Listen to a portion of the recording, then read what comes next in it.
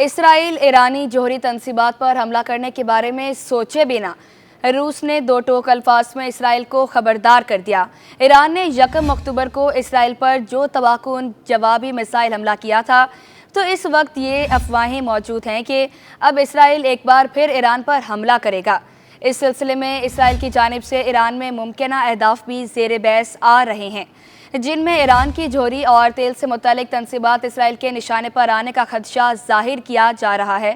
ایسی صورتحال میں روس بھی ایران کے حق میں میدان میں آ گیا۔ روسی نائب وزیر خارجہ سرگئی ریابکوف کا کہنا ہے کہ ہم بار بار یہ انتباہ کر چکے ہیں کہ اسرائیل ایرانی جوہری اور تیل تنصیبات پر حملہ کرنا تو درکنار اس بارے میں سوچنے سے بھی گریز کرے۔ روسی وزیر خارجہ نے اسرائیل کو دھمکی آمیز پیغام میں کہا کہ اگر ایسا ہوا تو یہ ایک بہت بڑی تباہی پر مبنی پیش رفت ہوگی اور علاقے میں ان تمام اصولوں کی خلاف ورزی ہوگی جو علاقے کے ملکوں کا جوہری بمبوں سے تحفظ ممکن بناتے ہیں۔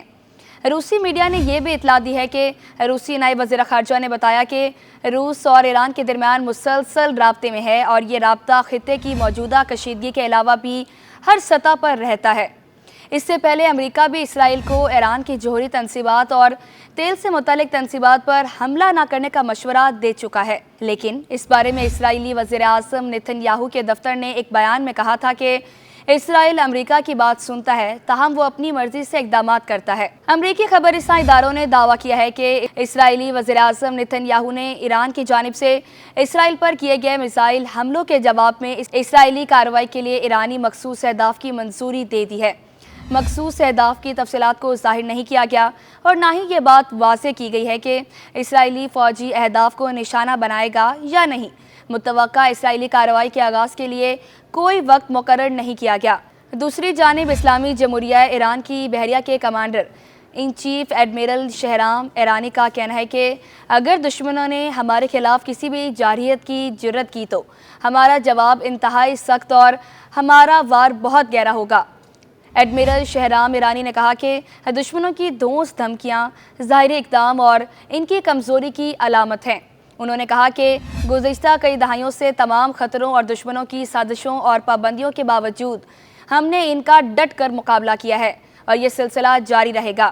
ایرانی ایڈمرل نے کہا کہ رہبر انقلاب اسلامی فرما چکے ہیں کہ دشمنوں کی حرکتوں کے مقابلے میں کوئی نرمی اختیار نہیں کی جائے گی اور ہمارا جواب متوازن اور بر وقت ہوگا۔ اس سے قبل پاسداران انقلاب اسلامی کے کمانڈر ان چیف جنرل حسین سلامی نے بھی خبردار کیا تھا کہ ایران یا ایران کے مفادات پر کسی بھی طرح کی جارحیت کا جواب صہیونیوں کے لیے انتہائی دردناک ہوگا۔ انہوں نے صاف الفاظ میں کہا تھا کہ وعدہ صادق 2 کارروائی محض ایران کی جانب سے ایک انتباہ تھا، نہ کہ ایران کی پوری دفاعی طاقت۔ جنرل حسین سلامی نے خبردار کیا کہ ایران دشمنوں کی کمزوریوں کو بہت اچھی طرح پہچانتا ہے اور اس پر مکمل طور پر حاوی ہے۔ ادھر ایران کے وزیر خارجہ سید عباس عراقچی وفد کے ہمراہ ترکیہ پہنچ گئے۔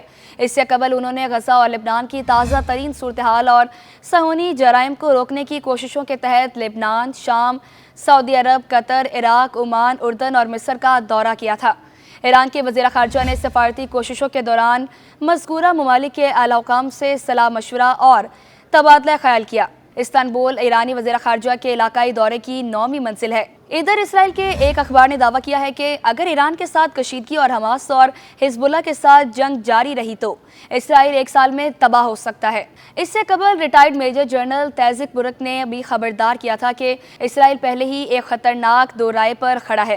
وزیر دفاع نے غزہ جنگ کے دوران جتنے دعوے کیے تھے تمام بے بنیاد تھے۔